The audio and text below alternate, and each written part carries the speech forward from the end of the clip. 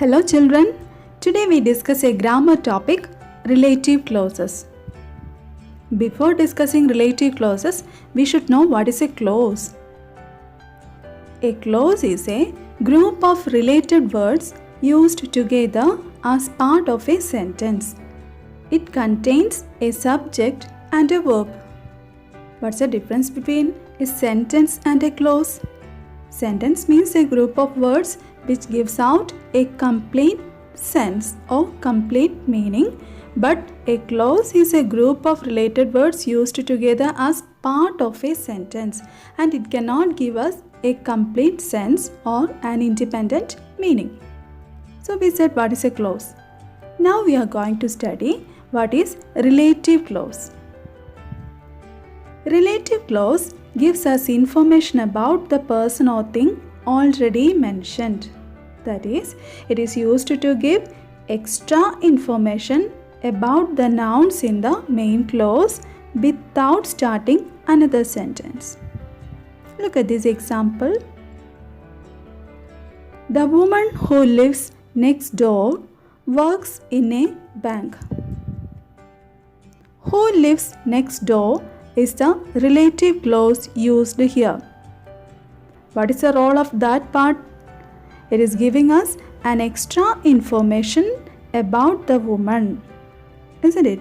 Instead of writing these two informations in two separate sentences, instead of writing another sentence, we used a relative clause and made it as one sentence, isn't it?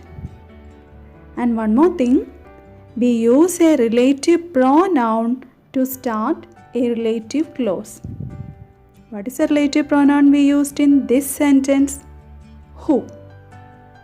So once again, a relative clause gives us information about the person or thing already mentioned. That means extra information about the noun without starting another sentence, and that clause will be started with a relative pronoun. Here in this sentence, the relative pronoun who is used to make a relative clause.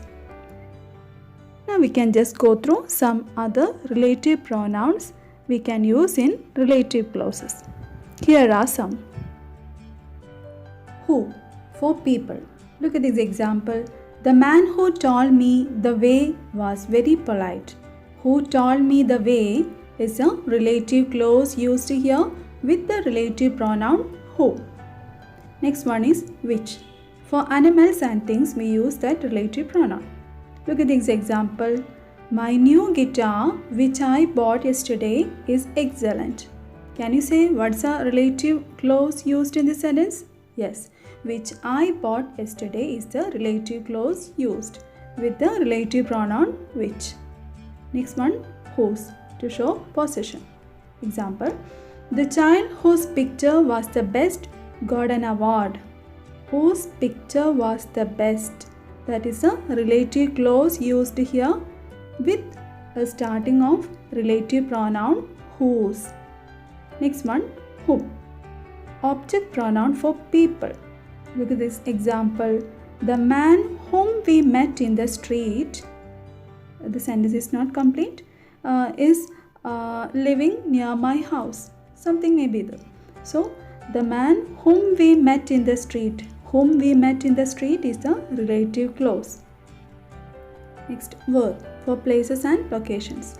Look at this example. The house where I live is very near. Something is there. It's not given completely. So, the part which is starting with where, the relative pronoun where can be called as relative clause. Next, why. For nouns we use it. Look at this example. That's the reason why I do it. So, that part can be called as, that part which is starting with why can be called as relative clause. Next one, that. Used with people, animals, things in defining clauses. Look at this example. He said something that I liked. That I liked. That is a relative clause. I think you understood this part of relative clauses. And now we are going to discuss the topic which is given there in our textbook. One exercise is also there to complete. Look at these sentences. All morning, Lencho, who knew his fields intimately, looked at the sky. The woman who was preparing supper replied, "Yes, God willing." The italicized parts of the sentences give us more information about Lencho and the woman. Look at the first sentence. All morning, Lencho, who knew his fields intimately.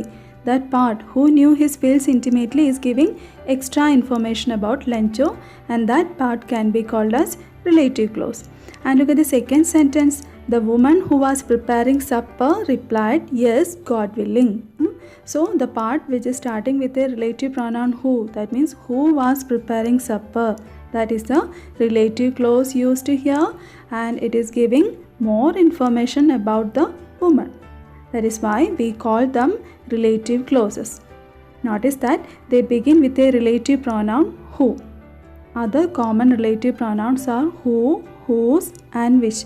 This is how the explanation is given in your textbook. Now let us go to the exercise related to this.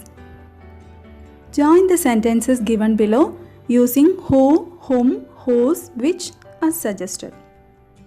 Now here we will discuss only the first two. The next three should have to be done as homework. But while you write your notebook, you should write the complete questions and its answers. Now look at the first question. I often go to Mumbai. Mumbai is the commercial capital of India.